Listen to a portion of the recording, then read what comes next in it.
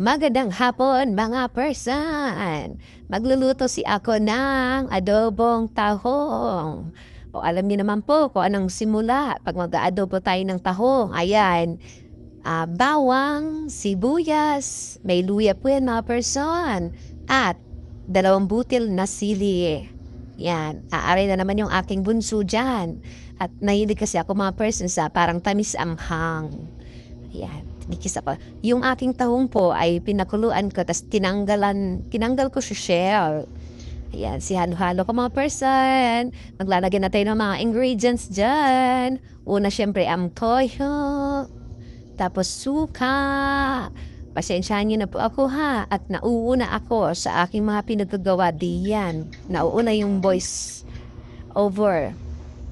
Nilagyan ko rin yan mga person ng konting tubig. Tapos ang gagawin ko dyan mga person, pinatuyo lang yan. Pinatuyo lang, parang naglalangis-langis ba siya mga person. Pagkat yan, nilagyan ko siya ng asukal mga person, medyo na parami, pero nung tikman ko naman, sakto lang siya. Parang tamis anghang ang kinalabasan ng aking adobong tahong mga person. Tatakpan ko muna yan mga person, to be continued doon sa pag-open. Bye-bye, God bless!